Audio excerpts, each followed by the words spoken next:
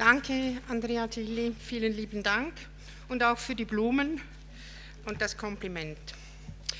A very warm welcome to you all to 10 years Engadin Art Talk. 10 years, what a time span, thinking of your own lives. Isn't it amazing how many things have changed and how much we have changed? Thank you all for enabling us to grow and come this far to silent listen to this year's theme, an anagram. A very warm welcome to all the speakers of this silent listen, developing and delving into this year's theme, dedicating a huge amount of their precious time. Thank you and welcome. Thank you to all E.A.T patrons, friends and supporters. Thank you to all the 150 speakers we had so far, preparing and focusing on the particulars of the theme, which changes every year. A huge thank you to all the curators for their trust, loyalty, and I think we are a dream team. Our discussion is always very open and joyful. Wonderful you're here. Thank you so much. Oh, sorry, I should mention Bice Curiger, Daniel Baumann, and Philip Ursprung, and Ulrich Obrist, who I started out with 10 years ago. He's on the train to come. Okay. A more recent collaboration with the Lyceum Alpinum is developing this sense of synergy, and our fruitful collaboration with its director, Christoph Wittmer, has led to our speakers giving workshops there. So did Jeppe Heim yesterday give a workshop there, leaving a mural which is so amazing you will hear about just a bit later. I would like to thank our partners and sponsors. First of all, our patrons and benefactors, Beat und Regula Kurti, Ann Keller-Dubach Stiftung, Cristina Kulczyk, Bechtler Stiftung, Peter und Karin Haas, Vera Michalski, Hans Rüegg und Regula Ruch, Michael und Ellen Rinier, and Not Vital, who gave us, he's not here, but you will see, he made a wonderful gift for us tonight. Then our partners, Gubelin Jewelry, Philips, who gave this wonderful dinner yesterday. Thank you, Jane Westphal. JP Morgan, Circle of Friends, Zuoz, Menzi and partner, Engadin Tourism, Therme Art Program, Ubres Kulturstiftung, BMW, Ruinar for Art and Technology.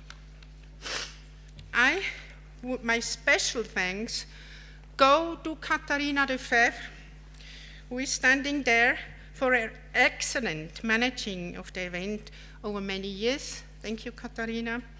And to, yes.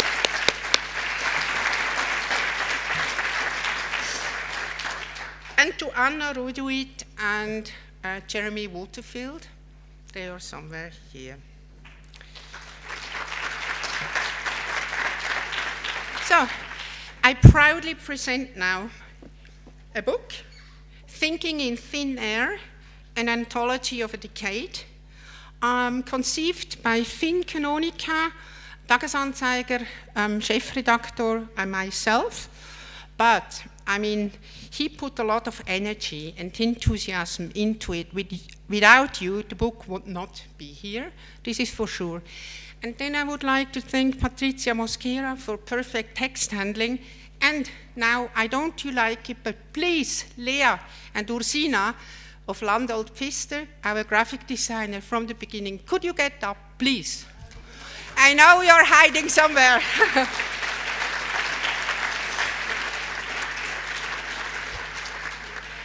They designed this wonderful book, and it was a fruitful, joyful collaboration. Thank you so much.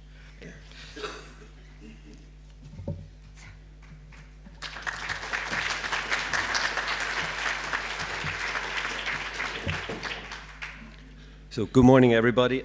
As Cristina said, my name is finncanonica. I'm the editor of the book that you received this morning.